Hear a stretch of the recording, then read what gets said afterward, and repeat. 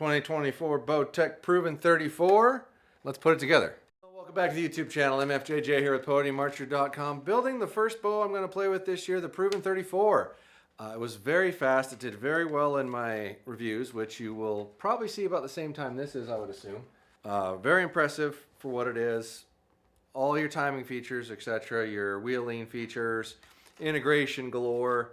It's a nice bow. I guess if I had to nitpick something, it could be a little lighter, but for how long of a riser it is, and I did criticize that maybe they cut a little more metal out of here, make it a little lighter, but outside of that, it's pretty awesome. It feels really good, and it's a size that I really like. All right, I'm going to start by just bolting the parts on and then align things up and try to tune it. So I'm really hopeful Black Gold does an update to this sight this year. We'll see. I haven't heard for sure anything. But I really like the sight picture. But if somebody else came out with a sight picture that looked like this, I'd probably be pretty good with it. It's just so fine. So easy to aim with. And that second pin doesn't look like it's there. I just like a really nice clear sight picture, but I hate giving up the whole throw of the distance below that other pin. So when you put your pin in the middle of the housing, the distance from that pin to the level, you're losing the ability to shoot that far on long distance stuff. And I like to shoot stuff long distance. That's kind of my thing.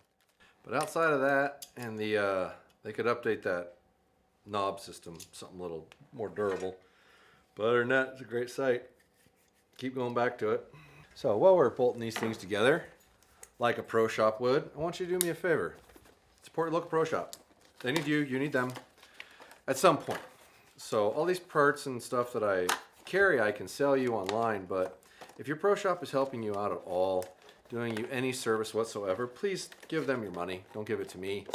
Don't give it to Amazon. Don't give it to Lancaster. Just, support your local pro shop. Now, if your local pro shop's terrible, like just doing no good for you whatsoever, a drain on the economy, whatever you want to call it, and you're going to buy it online, and only if you're going to buy it online, I'd like you to give me a chance at podiumarchery.com for all those archery needs.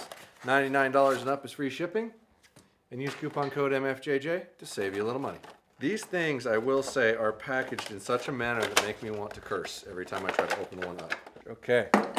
Whew. That seemed like way too much work just to get an arrow rest out of the package, let me tell you.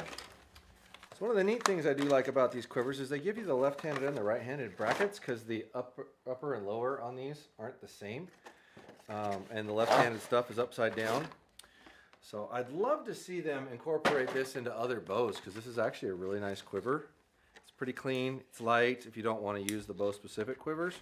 But there are also a lot of bows out there that take a triangle bracket that don't make a really great quiver, and they should be making this in a two-piece quiver. And for the life of me, I don't know why. You literally have everything you need for a triangle bracket two-piece quiver. You've got these. Add one of these here and cut this thing in half, and you've got a two-piece quiver. I don't know why they don't do that. I'm more of an advocate for leaving your quiver on and getting it to balance right. Just part of my offset bar thing. It's just a nice little clean setup. It's real simple, and so many bows have a triangle bracket. You could put that on just about anything. Now the tight spot quiver has a universal bracket that mounts over here, but it's the same quiver. And to the mounting system for this little integration thing here, which I could move that up and get it in there a little, which I think I will when I bring that up, doesn't really benefit mounting your sight on the other side. Plus, I don't really care for how that new one looks. I think they could have designed that a little differently. I'm not sure I can get this quiver in here more anyway without running into the limb. Yeah, it's getting really close. So I set this just like that. It's just touching. So if you were to run it like this, I'd probably put a little pad under there so you can actually set it against it and it would be quiet. I'm going to tighten this back down, make sure it's not touching anything here. I'm going to look down my limbs here and see if that quiver hood clears the limbs. And it does not. Or it's super close. We'll have to drop back and see if it hits it. It's going to get really close to touching right here. Now, if this sat back a little more, you could move it back and move it down and move it in a little more if it didn't hit here. But you're getting really close. I mean, I'm really close to the cables. I'm not sure how you're going to get one tighter. Now, if it was two-piece, once again, you could absolutely do that. You could move this down a little more. That gripper would be here. You could position it in where you want, and nothing would be any close to here. So this is another instance where, boy, a two-piece quiver would be real nice. I hope you're listening. Please. And Lord willing, this will be one of the easiest tunes I've ever had. Now that I've said that, it'll probably go all kinds of awry. Okay, so we've got that on. How's our left to right look on this? Good spot to start at.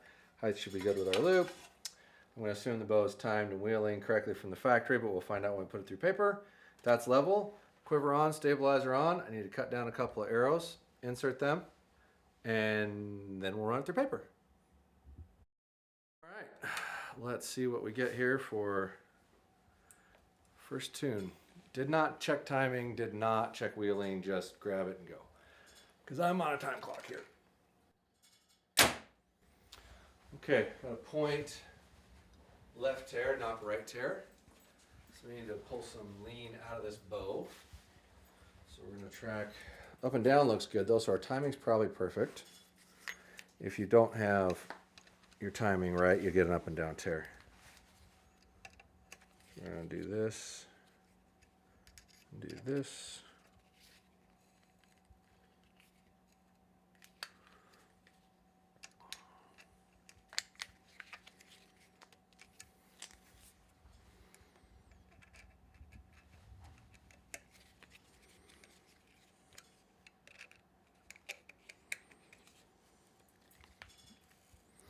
And traditionally, whatever I do on one side, I try to do the other side the same amount. Let's grab another arrow and run it through paper again. That's why I love this system, man. It's so simple, so easy. Just, it works really well. Now, I'd love to see more manufacturers make something like this. I'm sure there's a patent involved there. Well, I know there's a patent involved in this, but there's probably some other ways around it. I mean, we saw Darton just come out with something that was unique that does the same thing to make it where a guy at home can tune his stuff really easy. And that's really what I want. I want people to be able to work on their own bows. I still want you to buy stuff from the pro shop, mind you, because you need their support when something fails. Get a part for your bow, get a limb, get a cam, that sort of thing. That stuff like that's going to happen. So make sure you're still buying stuff from the pro shop. But you should and need to know how to work on your own bow so you can solve those problems and have more confidence in the gear that you've got. That's what we're trying to promote. I hope it works for you. Comment down below on videos you'd like to see about tuning or whatnot that you don't understand how to do that I can provide. I'll work on those this year. My video count will go way up this next year because I'm working more of my life this direction. So you should hopefully get a lot more of that coming soon, and hopefully I'll get a little bit smarter, a little bit better at this, and grow as a community. Thanks for watching.